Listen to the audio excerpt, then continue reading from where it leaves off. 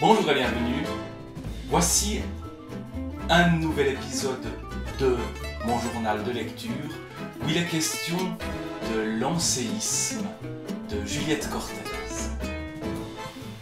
Un livre publié chez Public.net dans la collection Temps réel. Temps réel, la question du temps et de la réalité, effectivement, est une question essentielle dans ce livre de Juliette Cortez, qui est son premier roman, même si elle a déjà publié un autre livre dont j'ai déjà parlé, X ou 10 tentatives pour continuer le présent. Ce livre, L'anséisme, c'est le retour dans la ville d'enfance d'un narrateur qui s'appelle Gustave. Mais d'un narrateur qui n'est pas seul, parce qu'il y a ce qui souvient, qui vient dessous sans doute, qui vient ébranler le personnage, qui vient ébranler l'être, ce qui souvient, ébranler pour commencer à créer un séisme lentement. Et puis il y a d'autres voix ou d'autres instances de récits, je ne sais pas comment les appeler, qui interviennent aussi dans des chapitres courts. Il y a, par exemple, tambour battant, ou alors onde fracassante, et puis un chœur qui fait dialoguer, là aussi, différents personnages ou différentes voix, pour commenter ce texte qui n'ose pas aller trop loin parce qu'il y a des lieux très sensibles. Parce qu'il y a aussi un autre texte sous-jacent. Un texte qui s'appelle L'accident, que le personnage de Gustave a ou aurait écrit auparavant et qu'il voudrait montrer à sa mère. Mais voici ce qui se passe dans la scène où, précisément, Gustave, dans la ville d'enfance, revoit sa mère. Gustave est la sclérotique. Elle arrive et elle s'assied. Elle m'embrasse, elle s'assied et me regarde. Elle arrive, elle s'assied, elle m'embrasse, on se regarde. Nous sommes des yeux. 4. Nous nous regardons les yeux, réciproquement, fixement, longtemps. Par moments, nos iris se déplacent un peu sur les côtés pour fixer et ne pas fixer ceux d'en face. Un tram passe, son ding-ding enthousiaste et bête. Nous regardons nos yeux et nous ne savons pas dire. Longtemps, nous n'avons rien dit.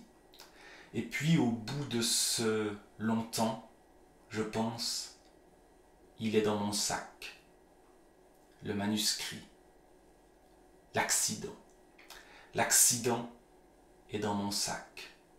L'accident est dans mon sac et je ne sais pas parler. Je regarde un pigeon. Et ce pigeon va être une des figures qui traverse le livre. L'un des personnages du chœur qui vient commenter cette histoire. Totem pigeon. Ce jeu des regards qui se cherchent et se fuient, la simplicité des phrases courtes pour décrire un instant décisif, je trouve que c'est vraiment très réussi dans ce passage de de l'anséisme de Juliette Cortez. Il y a donc ce Gustave avec son manuscrit qu'il a plus ou moins terminé, mais il essaye d'écrire et il rencontre donc, il revoit sa mère et revient dans sa ville d'enfance. Cette ville, on reconnaît la ville de Besançon. Et ce livre qui finalement ouvre beaucoup de portes va surtout laisser intervenir ce qui se passe dedans. Le personnage qui revient, ce qui se passe dans sa tête, dans son cœur, dans ses tripes, dans son corps, et les voix qui interviennent. Il y a notamment ce tambour battant. Les passages qui sont intitulés tambour battant commencent et se terminent par une sorte d'effacement du texte. Graphiquement, dans l'écriture, on le voit. Alors, si je le montre là, c'est fort possible que vous n'y voyez rien, mais on a le texte qui, comme s'il surgissait d'un discours intérieur qui tout d'un coup s'extériorise et puis qui à la fin revient à l'intérieur. À haute voix, ça ferait quelque chose comme ça. Que dans ma mémoire, je ne sais pas comment prendre ça. Je suis tout le temps dans un mouvement de balancier, entre quelque chose de gros, de lourd, prêt à éclater, une sorte de gravité, du temps qui passe et puis la transparence d'être simplement là, de vivre et d'avoir vécu toutes ces choses depuis, et faire simplement une balade dans un endroit qu'on connaît. C'est beau la ville. C'est vraiment beau, c'est comme un deuil léger, mais un deuil quand même. Voilà, c'est passé, c'est toujours là, c'est écrit, c'est quelque part. Je pense que le prof de piano habite en fait dans la rue Pasteur, habitait, je ne sais s'il l'habite toujours.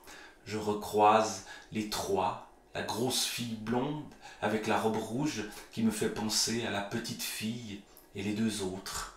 Ici, on marche et on regarde les poissons dans la rivière, dans les algues, les pierres tombées dans l'eau, là au bord. C'est vrai qu'il y a de sacrés poissons.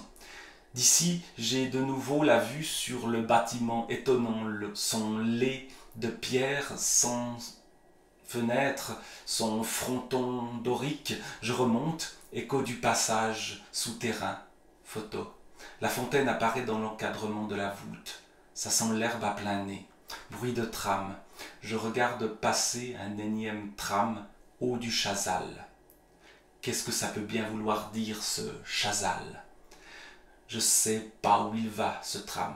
Je passe devant les terrasses, le bistrot où on avait fêté le bac.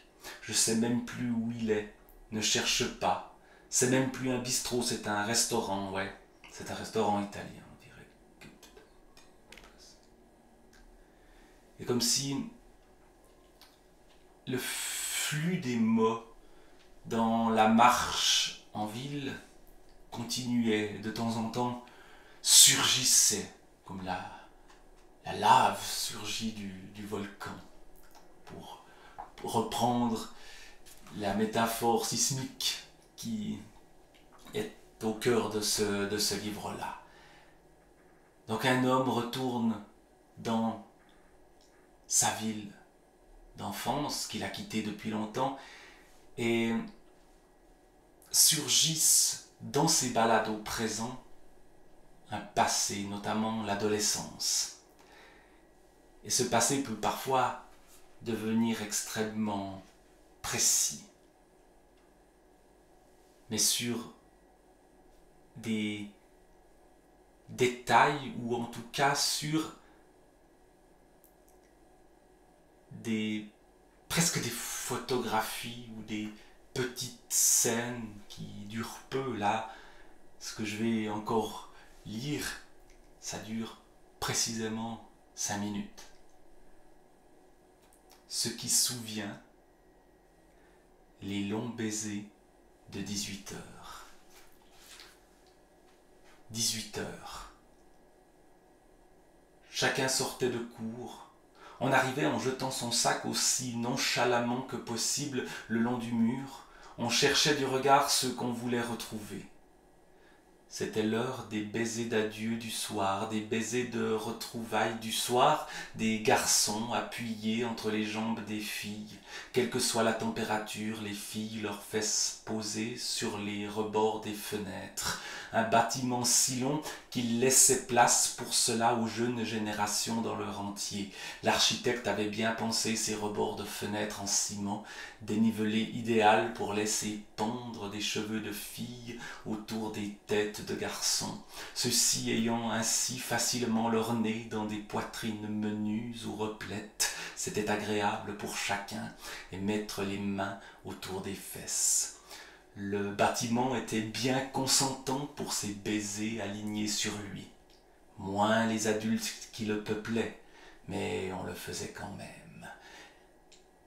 La masse aidant, les adultes de 18 heures se terraient dans des renoncements de bureau, attendant que l'heure des caresses passe. C'étaient des minutes qui s'égrenaient vite, celles d'une cigarette de célibataire ou d'un long baiser de langue. Jamais dans les vies futures ne seraient aussi longs les baisers répétés de 18 heures. On faisait bien de profiter. On ne s'était presque pas approché de toute la journée, ou alors on savait qu'on n'allait pas se revoir avant l'éternité du lendemain matin. Toute bonne raison de s'étaler dans ces sensualités d'embrasure. De combien de séductions peuvent-elles témoigner ces fenêtres depuis la construction ? 54 ans de baisers multipliés par une profusion de lycéens et de lycéennes. Quelle proportion de ceux qui fumaient et de ceux qui, minoritaires, lisaient des livres avant de devenir couple, avant d'être recrachés de nouveau dans la cohorte des célibataires, et pour combien de temps jusqu'à la prochaine histoire brève. 18h05, il fallait être raisonnable, abandonner les fenêtres et leur douceur d'étreinte. Ces 5 minutes-là, c'est toute l'adolescence en une image. Et c'est tout le passé qui souvient. Et ce jeu du présent et du passé est très très bien amené dans ce livre-là. Un livre qui joue aussi sur la forme, sur la typographie comme on peut le voir ici, ou de manière encore plus forte dans Gustave et le son qui grossit. Vous avez un texte qui petit à petit s'étiole avec le mot « boum » qui intervient de plus en plus souvent. Un texte qui ensuite va disparaître pour laisser venir la phrase qui est le dernier « boum » qui intervient. Donc l'enséisme de Juliette Cortez. Vraiment un très beau livre. Un livre qui est né de l'atelier d'écriture de François Bon, Écrire une ville. On y reconnaît, quand on y a participé aussi, ce qui est mon cas, des textes issus des propositions de François Bon. Et il y a un plaisir aussi de connaître un peu, seulement un peu, les coulisses de ce livre-là. Voilà ce que je pouvais dire sur l'enséisme de Juliette Cortez. On trouve sur YouTube la lecture de certains extraits par Juliette Cortez elle-même, qui peut-être sont lus d'une manière plus juste que ce que de loin je fais. On trouve aussi la lecture de quelques extraits sur la chaîne de Laurent Perronnet. Quelque chose à vous lire. Voilà, donc allez regarder ce que font ces gens-là.